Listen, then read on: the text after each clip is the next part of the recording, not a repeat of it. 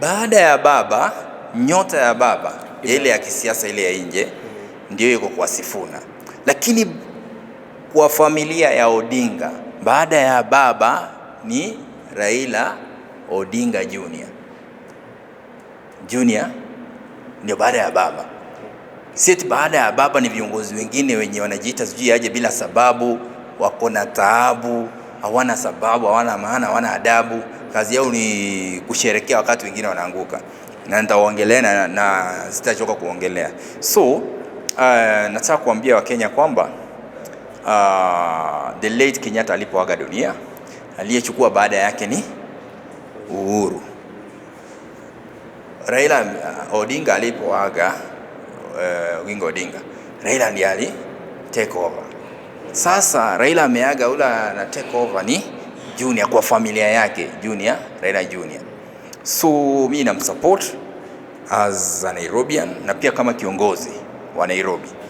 Huyu kijana wacha apanguzwe machozi na wana Kibra ili aweze kuwa unite, afanyie wao kazi.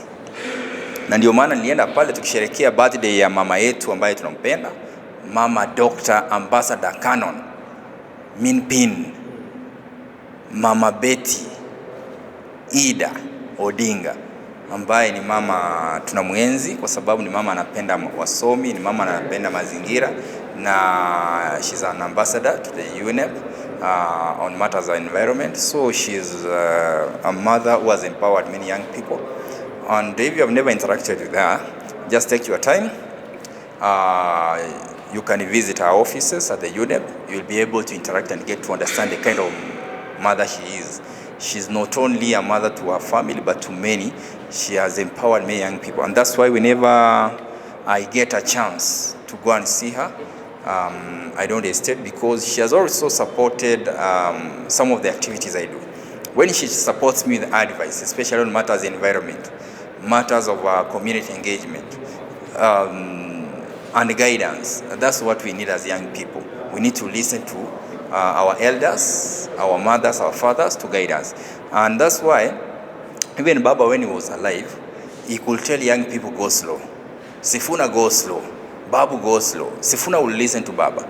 Babu will bang on the table and say, umetuchosha, unafaa utoke tuondoke hii chama, tuendelee nayo.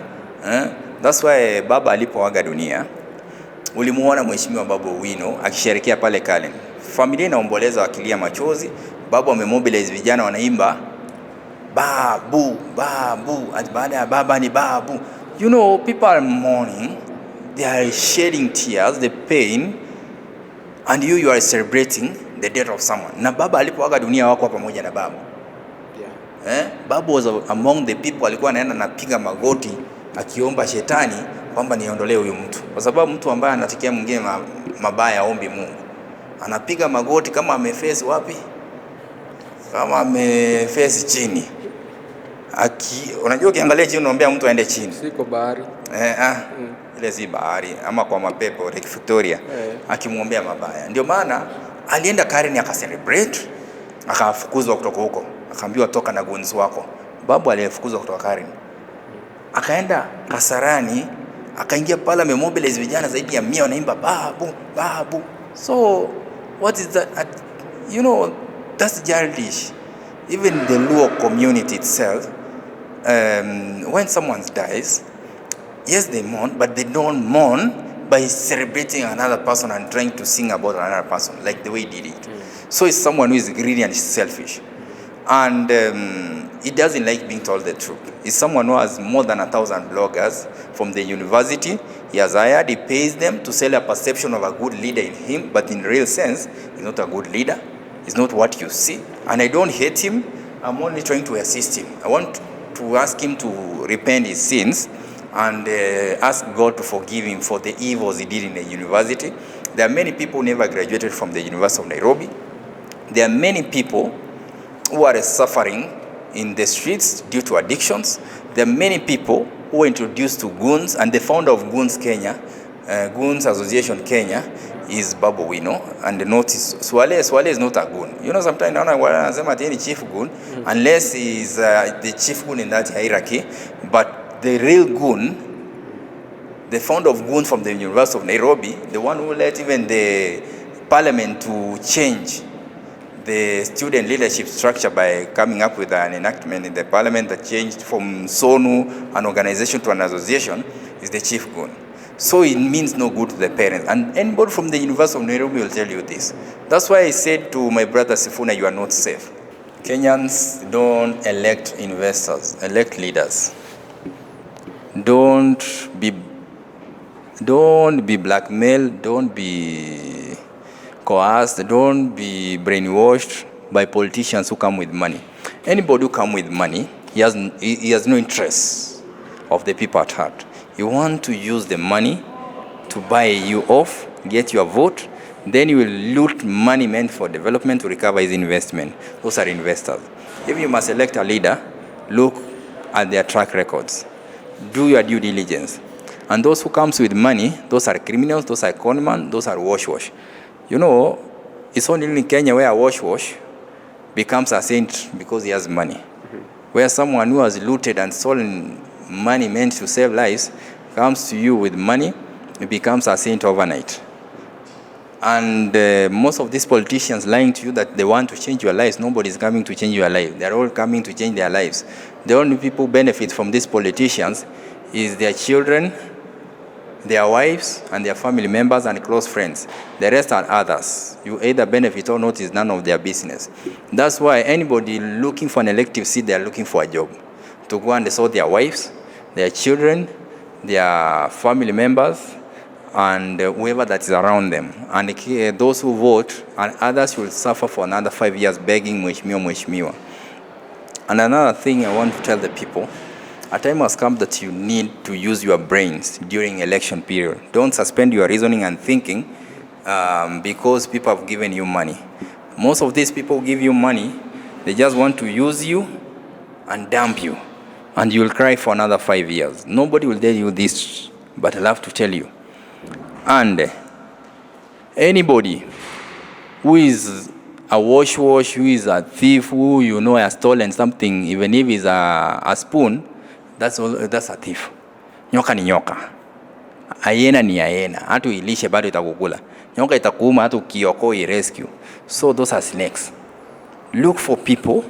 Get mama mboga. Someone who is poor like you will stay with you. Get someone who understands what challenges the people are facing. Don't get someone who is coming with an interest of getting the position to use it to enrich themselves. And I will say this, start researching and looking for leaders by yourself. Don't wait for people to come and look for you.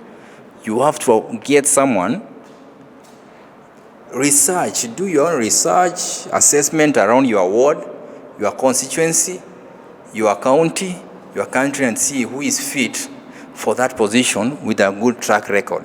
People can talk good English, they are good in using vulgar languages, abusing in rallies, but when it comes to delivery, they are zero. There are those who are quiet like Kibaki, but when it comes to delivering, they deliver results, they talk less. So any leader who like talking a lot, who like shouting, who like abusing and making sure that he moves the crowd, those are just people who can fit in opposition. Opposition needs noisemakers. Government needs people who are strategic, people who have the brains, people who are result-oriented and quiet people and polite people and God-fearing. That's what I can say. And as for me, I'll continue serving where I am. I believe God gave me this chance to serve as a chief officer in Nairobi. God gave me this chance to prove to the people what I can do. And whatever I'm doing, I don't do it for PR. I do it for God. There's this young man, come here. If I was doing it for PR, then this young man, whom I rescued, he came to my office asking to be assisted. If I ever wanted, this is someone who has no arms. You see? Hana mikono. Ningekuwa ni mtu mimi wa vipindi, amechangiwa sasa imefika 138,000. Ningemwambia boss, nilikupea platform nikatie nusu. I have not asking for a single coin. Nimekuomba hata shilingi. Is someone who is needy. Get a leader who can sit down with this kind of a person. Tafuta kiongozi mwenye atakaa na maskini, awasikize ndiye akienda parliament ama mahali anafanya kazi, aweze kubadilisha maisha yenu. Lakini mkichagua viongozi ambao wamewaletea pesa, wataenda kurecover for 5 years, mtateseka. That's why mtaendelea kulia, mnaimba one time. Unajua hata ule mnaimbia one time wanaona nyinyi ndio wajinga. Mnaimba one time na mnipea kazi, wacha nitengeneza sababu siko sure kama nitarudi. They will loot. And those singing at they want two time.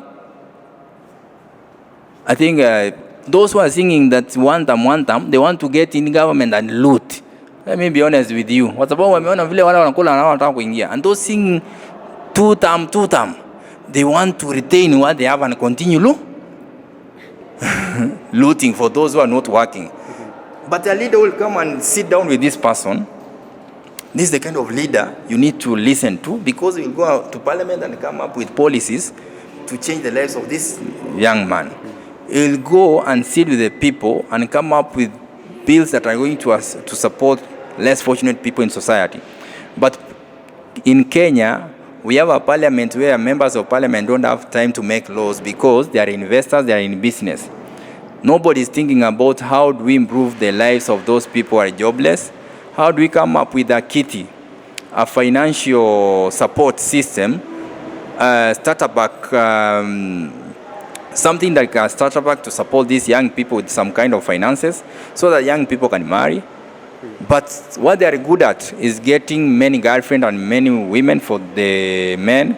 And for the women, those who are single, what they are good at is getting some penten to keep them going and enjoying life as they lose their money. They don't care about tomorrow. They are thinking about today and thinking about the next election, how they are going to loot money and they buy you off to continue looting. But someone who comes to the ground and listen to Mwananchi like this man, transform his life. When I change the life of this young man, I've changed millions of lives. I've inspired many people that without hands, you can still work. Because this a man, he can work, he can make phones, he can repair laptops. And once he gets financial support, he will start a family. Because his legs are all working. Yes, the 2 legs and the 3rd leg are all working. So kwa sawa mpaka kila kitu iko sawa. Hata unaweza zalisha watoto. So it's not important. It's someone who is important. So don't look at this person and ignore him as a leader. Leaders should be on the ground asking the children in the streets, why are you here? But they fear because a thief will never be on the ground. Someone who has stolen your money will never come to the poor because he will know you will chase him away or ask what he has stolen from you. That's why you'll never see your leaders after election. They'll only appear when they are looking for election. That's why they are back now. This man here, ever since I started working in the county, I've never, as a leader, when I get my salary, I don't take it to church. I take it to the vulnerable groups, people who are suffering in the society. Why am I doing this? Because I believe that's the only way I can change lives.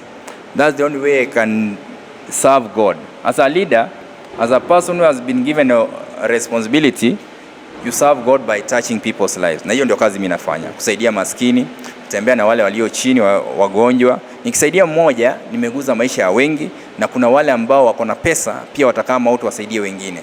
Lakini ukichagua mwanabiashara ambaye ni kiongozi, mtazidi kuteseka. Na mtazidi kuimba one time, hata 2027 ikishapita election mtazidi na hiyo wimbo.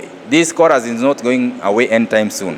The one time chorus is not going away anytime soon, because right now you are singing one time, but after during election period, your brains will be replaced by let me use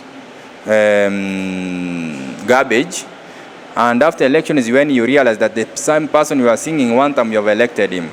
Even though singing that the president one time, during election period, I don't know what will happen, but you will re-elect him back. Then I don't know if you will continue with that song of one time or 2 time or no time or what you will do. I don't know which song you will sing because people are not using their brains. And those who are also telling you that one time, they also want to occupy that position. They are not angels. Problems of Kenya cannot be solved overnight. Even the president is trying. Let me defend him for once. He's trying. Running a country after COVID, whereby most people lost their jobs, is not easy. Across the world, people are suffering. So for him, it's not an easy job. it's a tough job, but he's trying his level best. He might be having his own weaknesses, but instead of opposition calling names, mnatukanana, Kasongo, wewe umekonda, masikio imesimama, why can't they just tell him, you promise roads, you promise free education, you promise laptops, you promise a working health system, why is this not working? But when you start abusing and calling names, you make someone lethal. You make someone also start responding. But what I can advise the president, if I was his advisor, I'll tell him, keep quiet. Use Kibaki's script. Keep quiet. Let opposition make noise, don't answer them. Keep quiet, work. Let results speak for you. But the moment you start engaging them, nobody will see Talanta. The moment you start engaging opposition, nobody will see the programs you are implementing. Every person will see the negative side of you. And that's my advice. I'm not allowed to advise my seniors, but if I was an advisor, I'll tell him to keep quiet, ignore them, work, let results speak for you. Kibaki did his work, and that's why you remember him up to date. Okay, I just want you in 1 minute. Yesterday we celebrated, I'm just taking you back, we celebrated Dr. Ida Odinga at 76. And you it was 76 or? Yeah, it's 76. And you had a gift of? Yeah, birthday ya mama, I attended. Happy birthday, Mama Ida Odinga. Dr. Canon Minpin, she's a mother of many. I gifted her with 2 goats. One was for baba and one was for mama. Ya kike ilikuwa mama, ya kiume ilikuwa ya baba. Mama akachukua yake kwa sababu baba hakuwa, tulipatia junior ya baba kwa sababu nao baada ya baba ni junior. Na nikamletea miti 80. seedlings 80. Zake zilikuwa 76 because she turned 76. A plant each tree, each seedling to represent 1 year, 76 years. And the 4 addition, one was for Junior, another one for Winnie, another one for Rosemel, another one for Fidel, total of 80. Baba died at 80. Yeah. And the venue where we met is the same date that we had lunch at that place in the year 2024 on a Sunday.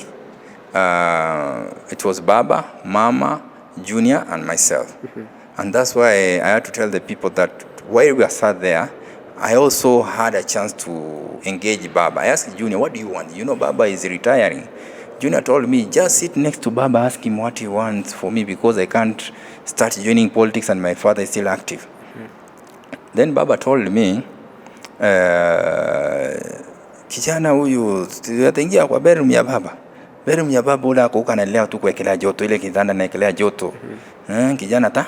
So that's why nikamwambia Junior, mzaya amesema utaenda Kibra. Then Baba used to give us stories, history. He knew so many things.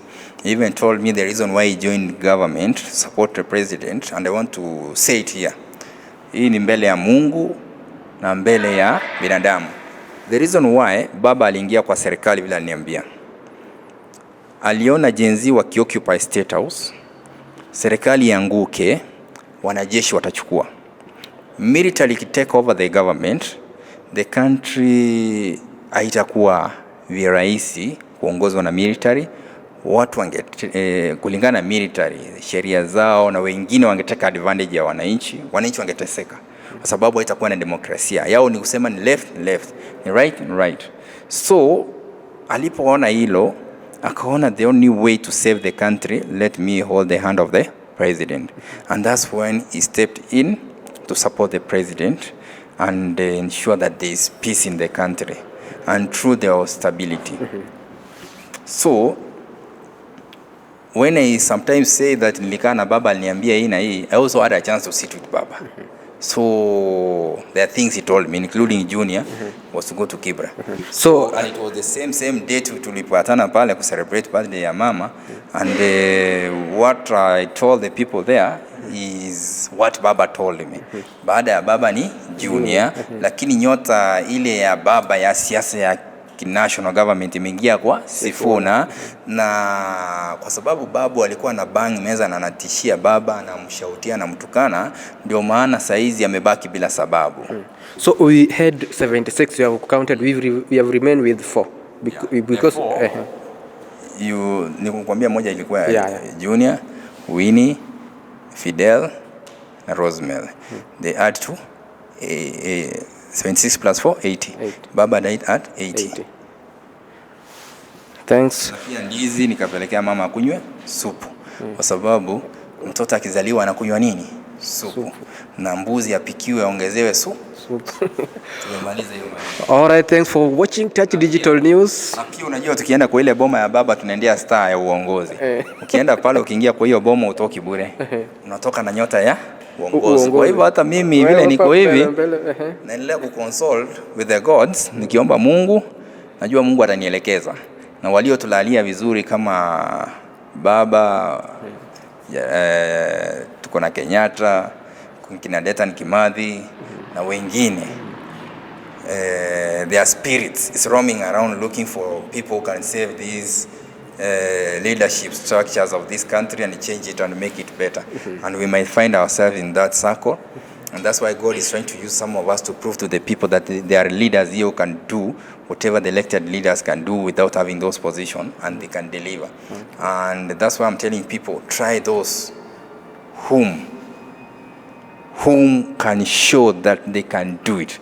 Those who can sacrifice. But if you elect investors, you continue to suffer. That's why hata wewe kwa hii media ndio uweze kugrow, lazima muambiane ukweli. Hii ni yosi msiedit mtoe vitu vingine. Sisi tunaambia watu ukweli.